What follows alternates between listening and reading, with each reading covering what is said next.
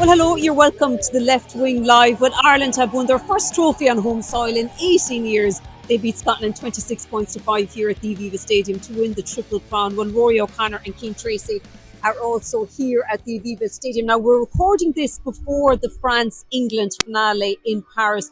Overall, Rory, a trophy won at home, of course. We had lovely scenes out there, the players walking around with their families and their kids. And look, who knows what may come later, but a nice way to finish the Six Nations. Yeah, absolutely, Sinead. I mean, we can talk about the performance and all that stuff a little bit later, but there's an achievement here. This team has gone and beaten, Scotland, Wales, and England in one season. That in the modern era is a pretty notable achievement. They're all good teams. Today they put Scotland away in the end. It took them a good long time, but overall, over the course of the tournament, they deserve this, and they played some very good rugby along the way, and they put a lot of effort in. They've improved and improved and improved, and now they've got the reward out there in the Aviva Stadium pitch.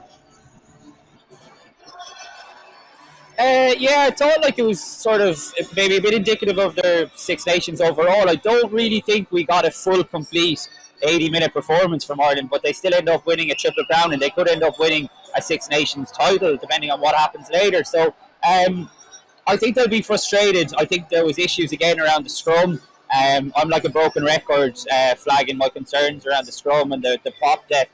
I think we saw that again, and you wouldn't really say that Scotland's scrum is a fearsome outfit. So I think in terms of when you're coming up against the teams like South Africa, and we saw what happened against England, I think that is a concern. But like you said, Sinead, to be in with a chance of winning the Six Nations title without probably having played to their full capacity, I would say.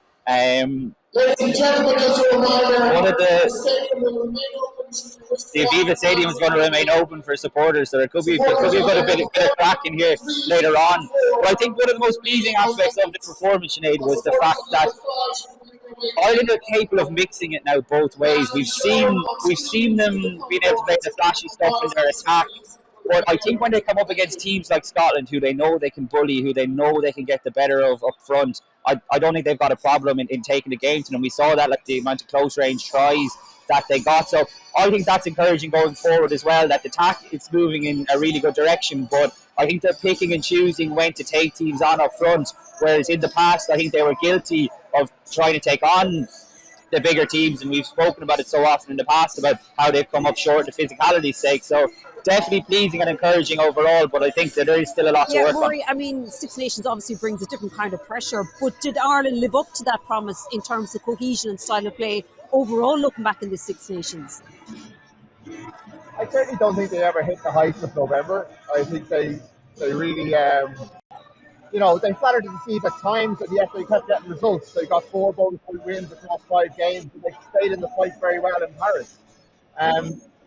I think Andy Farrell will point to those things when he's talking about it, but internally you will hope that they're looking at that and going, this probably isn't going to be good enough if they want to kick on to the next level. I think losing Andrew Porter and Ronan Kelleher has been a big blow, and the front row depth has been exposed massively as a result. And we're seeing that the next level down just isn't as good. And when you don't have the security of that front row winning collisions, winning the set piece, things go a little bit awry. And I didn't think their attack was as cohesive today as it was earlier in the tournament. I don't think it was as impressive. I think Scotland caused them a lot of problems. You see their counter ruck being exposed, their rucking being exposed by a counter ruck for the 3rd time in 4 games. England probably would have gone after that as well if they had put 15 men on the pitch for 80 minutes. It's an achievement. It's a good win, and you don't want to be too churlish. And you don't want to be picking holes at it all the time. But this is a team that aspires to great things in France next year. And if they want to win the World Cup in France, or they want to get past the quarter-final, they've got to be honing in on these areas which their opponents will be. And if they win the title, that's brilliant. It's the first time since 2018, and it's they are the second best team in the tournament. Certainly, they've been impressive in that regard. But Wales, England, and Scotland will all be pretty annoyed about how their tournaments went. So beating them isn't that impressive in some ways. So look, they reflect pretty positively on it, but they have a lot to grow. There's a lot of things to fix, and there's a few things like the front row depth that I don't know if they have the tools to fix them if they have injuries. I think the point about the counter rucking is very interesting, Rod. I've certainly been one that's really praised Ireland's speed of ball around the ruck, but it seems like maybe they need to find a better balance. You think in terms of avoiding being counter up, because like you said, we saw Italy do it as well, and you mentioned it there. If the bigger teams, the better teams are looking at that, I think it's a bit of an issue because clearly Ireland have put a massive focus on the speed of ruck, and it's been the results have spoken for themselves and how they've been allowed to play off that. But I think they'll be conscious of finding a better balance, Sinead, around that because the counter up, like Rod said, led to Scotland's try. And if that game ended up being closer, that's a very, very costly mistake. So I think they probably need to tighten up a bit around there as well. I'd agree with What Rod. about the scrum you were saying, Keane, as well? Is that still remains an issue? Yeah, like it was funny because at the start, it was really good, and you had Wayne Barnes telling Keane Healy, "Great scrummaging, lovely stuff." Like I don't know if people at home if Wayne Barnes came across as well as you did here, but it was like the Wayne Barnes show at times. Like, geez, it was some of his chat was unreal, and yeah, like it had started well, and I think Scotland clearly looked at what England did last week, and they did try and target them, and look, they got a lot of success in it, particularly in the second half, but it makes it difficult, like, doesn't it? Because like the word from Ireland camp this week was that a couple of the penalties last week should have actually went their way, but I think it's difficult even for supporters who are coming to the stadium to watch the match, because does anyone really know what's going on in the front row, or what way it's going to go? Like, so we've seen, I think, one extreme last week against England, and then today it looked like Ireland were more than holding their own early on, and then they kind of fell off in the second half. So it's a tricky one, but I'd agree with Rod. You can't just invent another Andrew Porter and Tyke Furlong, and you're talking about two like world leading props, but it is going to be a bit of an issue, I think, because there's no one that you're going to pluck out from anywhere. Like Andy Farrell can only pick from the players that are available. So I think he'll be mindful of it as well. But in some ways, his hands are tied, really, aren't they? Yeah, absolutely. Obviously they left it late to get that four-try bonus. Conor Murray just got it there at the end. But what about like that incident, Rory, 10 minutes into the second half when Stuart Hogg, first of all, I mean, had a run and try. I mean, if he passed in on the inside, Sam Johnson was over. And also then we had the Pierce Human. Should that have been a card? I think it was at least the yellow card. I mean, Wayne Barnes was so busy making friends with all the players that he almost forgot to send any of them off. But like he made up for it at the end with that yellow card before the try. But I mean, he kind of talked his way into it, and he kept asking the TMO, are you agreeing with me here? And the TMO just kept, I'll just show you another angle. Like the TMO is going to step in there, and if he thinks it is, because he clearly kept showing him angles for a reason. If he thinks it's a yellow card, or a red card, because it could have been a red card. Pierre Schumann was sent off in the RDS a couple of years ago for a very similar incident. Then he's got to talk him into it. He's got to show him and talk him through the reasons why he's showing him, drawing his attention to this incident. It looked like a piece of dangerous play. The way he raised his elbows and forearms up to meet Ian Henderson in the tackle was what looked to me like an act of foul play. It wasn't. And then, it was followed up by the most Stuart Hogg thing we've ever, it's not the most Stuart Hogg thing we've ever seen at the Aviva Stadium, because he did something similar 2 years ago here. I mean, for a player, strong category. I mean, you don't want to be unfair to someone, but I mean, this is a captain who went out on the lash last Saturday night when he was told not to, and got himself disciplined by the SRU.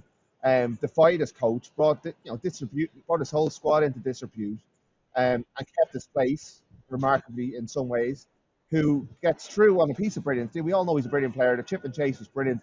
Gets one-on-one with Hugo Keenan and doesn't give the pass. He backed himself. It was selfish.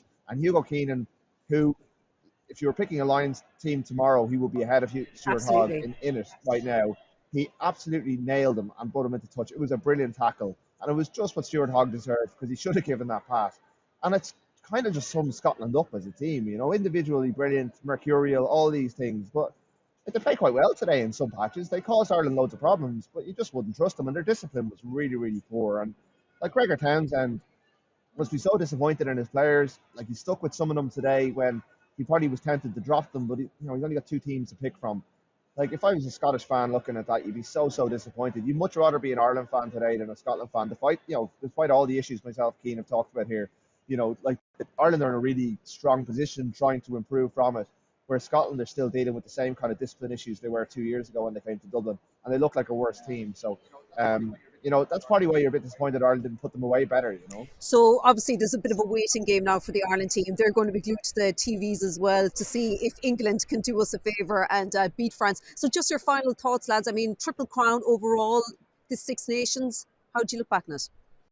Yeah, like I think there's like I said at the session, plenty of room for improvement, and the fact that we are kind of picking holes out of a performance that wasn't perfect, I think is a really good place for this Ireland team to be in. I don't think anyone is going to get ahead of themselves that this was anything other than probably an 8 out of 10 performance, and that they are going to need to up it over the next 18 months when when the time comes, but.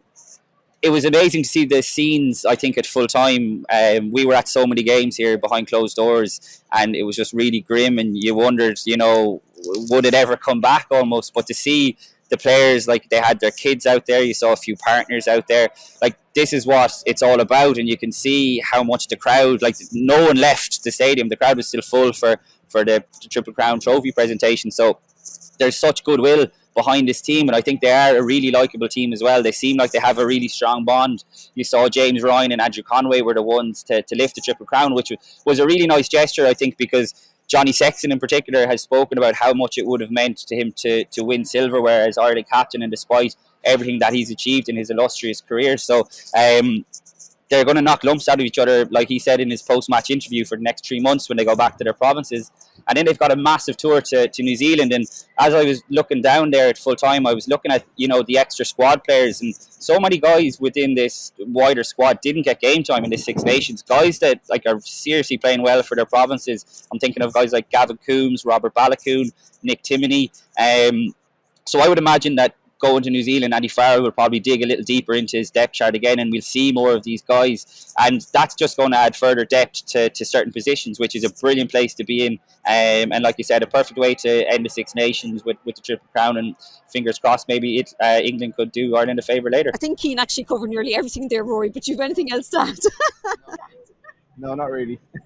I think you got to think about the context of this team, right? So they come back from the World Cup in 2019, haven't been broken by that experience. They got a new coach, and they lose in Twickenham, and suddenly COVID comes. Everything gets shut down. They come out of COVID. They get beaten in Twickenham again. They go to Paris with a title on the line, and they blow it. They don't play well. The coach says that they've got mental frailties. He brings in Paul O'Connell. He brings in Gary Keegan for kind of for the kind of psychological support. And they're under pressure this time last year until they play the final game against England, and they give a performance. But we don't know if it's a once-off. Summer, they don't get as many lines on the tour. There's players disappointed to be left behind, I'm sure. Suddenly we're on par with Scotland in terms of the number of lines that are going. That's asking questions of where Irish rugby is at.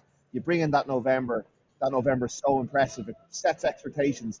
And they may not have won in Paris, and they may not be playing as well as they were against New Zealand, but they've largely delivered on those expectations in terms of results, at least.